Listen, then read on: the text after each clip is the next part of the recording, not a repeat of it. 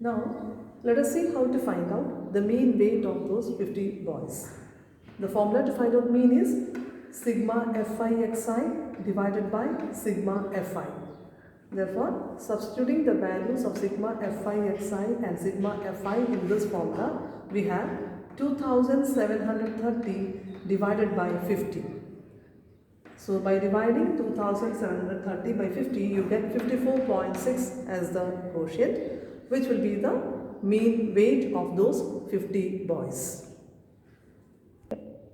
Now, I am going to explain how to solve question number 13 of exercise 24a. The question given here, if the mean of the following frequency distribution is 15, find the value of p. So you can see here the observations are given 10, 12, 14, 16 and 18, which is arranged in an ascending order with their frequencies against it. So this is also a discrete series, but you can see for the first observation 10, the frequency given is 13, and for the second observation 12, the frequency given is p, which is a variable. So that means you do not know how many or what is the frequency of this particular observation, 12. Then the third observation is 14 with a frequency of 15, the fourth observation 16 with a frequency of 32, and the fifth observation 18 with a frequency of 28. So from the given data, you will have to find out the value of p. You are already given the mean of the distribution as 15. So by using this information, let me explain how to find out the value of p. So here the given question is presented in a tabulated manner with 3 columns.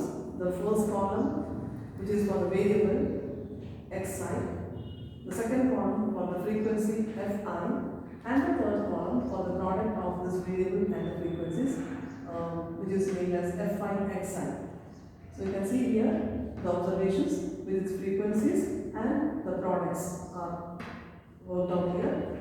And the second observation 12 with frequency p, and the product of 12 and p, 12 multiplied by p is 12p, and 14 into 15 is 1 multiplied, you get 210, and all the products are presented in the same manner as if you have done the previous question.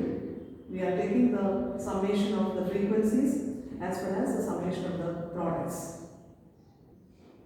On taking the sum of the frequencies, you have the numerical terms 13 plus 15 plus 32 plus 28. So these numerical terms on adding you get 88, and the variable term p will be written as 88 plus p. They are simply showing that as plus p here. And on adding this fi xi, the numerical terms, 12p is a variable term. So this 12 is the coefficient of this variable p. So don't make a mistake, do not add this 12 along with this numerical terms. This 12p will have to be shown as a separate term. So by adding 130, 210, 512 and 504, you get 1356. To this total, you have to show this variable term 12p is added. So you write it as 1356 plus 12p. You should not make a mistake. Sometimes children may make a mistake by adding up this coefficient 12 along with the other numerical terms. So that mistake should not be made. So you will write it as 1356 plus 12p.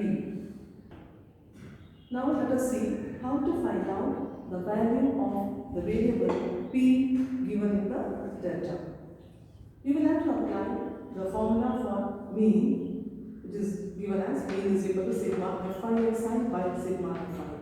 So remember, the mean of the given data is already there in the question. So I have written here the given mean is 15. Now substituting the given values in this formula, we have the mean 15. In place of mean I have written 15 is equal to sigma fi xi. From the table you have got 1356 plus 12p and sigma fi is 18 plus p. Now to find out the value of p, you know how to solve it. Here on the left hand side you have 15, which can be taken as 15 by 1. So to find out the value of p, you have to cross multiply this. So 15 multiplied by 18 plus p is equal to 1356 plus 12p. So on multiplying 15 and 18 plus p, you know, I hope all of you know how to multiply this. 15 multiplied by 18. Each term inside the brackets will be multiplied by this 15. 15 multiplied by 18, you get 1320. Then 15 multiplied by plus p. Here you have a positive p. So on multiplying 15 by p, you get 15p. So I have written it here as 1320 plus 15p. This is done to remove this bracket. Or to open this bracket, what is to be done? You have studied earlier in algebra chapter. So 15 into 88, 1320 plus 15 into p is 15p. Then the right hand side, as it is given, I have just written here again. 1356 plus 12p. Now, to find out the value of the variable p, you have to bring the variable term from the right hand side to the left hand side, which we call as transposing. So now, bringing 12p on the right hand side to the left hand side, it will change to minus 12p. 15p, which was already there on the left hand side, is written as it is 15p. Then 12p on the right hand side, transposed to the left hand side, has changed as minus 12p. Then again is equal to the right hand side, we have 1356 and 1320 on the left hand side is transposed to the right hand side as minus 1320.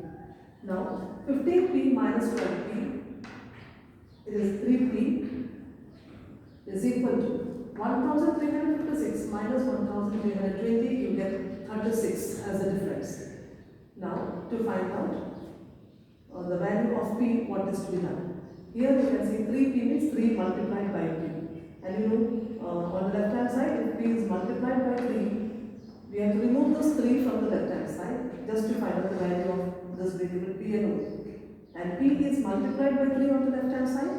Transposing this 3 which is multiplied on the left hand side, it becomes divided by 3. Multiplication will change to division on transposing.